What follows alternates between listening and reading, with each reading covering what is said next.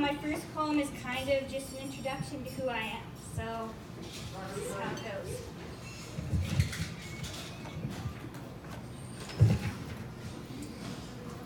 Sometimes I'd venture away from my comforts of Canada. With stamina, I go to places unknown, to couches they own, alone, sharing the story of me and how I love to play ultimate frisbee. To stay lean, remain keen, and get a change of scene. Because I'd rather be outside of the breeze, because in Canada, I mostly just freeze and wheeze, because asthma has my lungs keys, but that never stopped me from smoking my greens, which makes me want to eat. I mean, I always want a treat, but today we could both maybe cheat. Ice cream, cream soda, popcorn. Good God, I've been grabbed by the grub again. Anyway, we should meet, I promise. I don't always talk like a rhyming freak, but wouldn't that be me?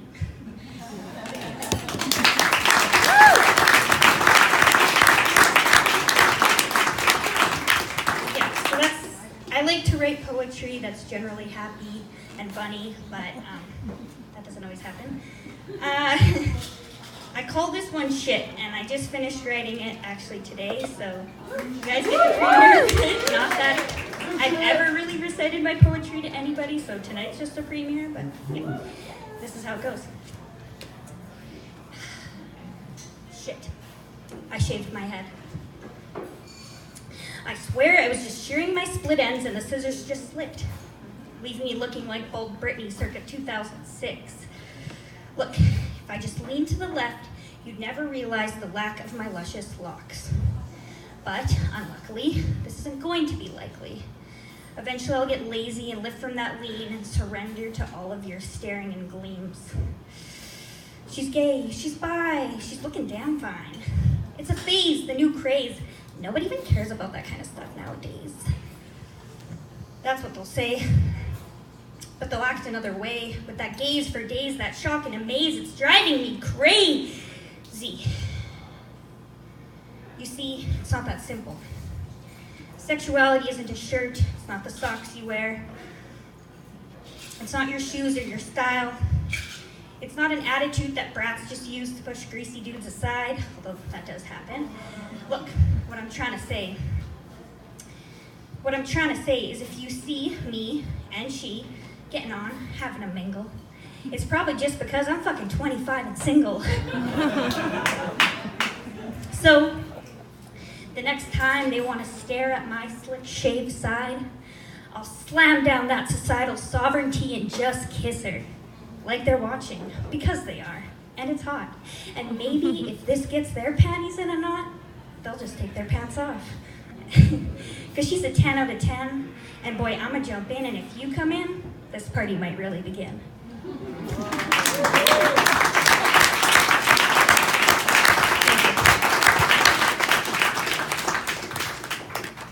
Now I'm gonna put the bandana back on because I think it looks better.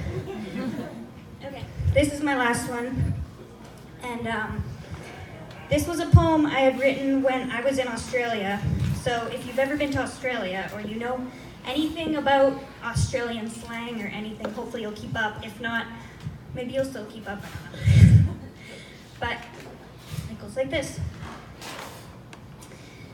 I wonder if I'll think back on the cherry ripes, ferry rides, meat pies, think of them so fondly, back in Brizzy, stealing from Woolies with ease because life was costing more. I'd munch on meagering, ramen to get rid of my stomach's yawning. I'd eat less, generally, for my energy. A $5 coffee. 5 flimsy, foreign, filthy dollars? Coffee better be a goddamn golden gay time, Gaza. I scream, because I just saw a huntsman. Those cunts, man. They won't actually hurt you, but they might do if you got some Vegemite on you. Smothered on a toasty. The East Coast, you see, is absolutely stunning. For running, low on petrol, better stop at the servo in Sydney and pick up some ciggies. City's full of piggies, while Melbourne is full of hippies, comedies, and graffiti. Good Wheaties. For brekkie, eggs Benny. Back in 20, taking me utes, me mates to watch some footy, drink some tuies. No goon, please. Stuff's not even wine. Should be a crime considering Australia has some of the best vines, good times, and coastlines. Good God. Maybe I will miss that place. that Macca's taste, the sound of mall rat on Triple J, Hot 100 straight ya date. If there is one thing I learned during my stay, it's to always smile and say good day. Thanks for listening, guys.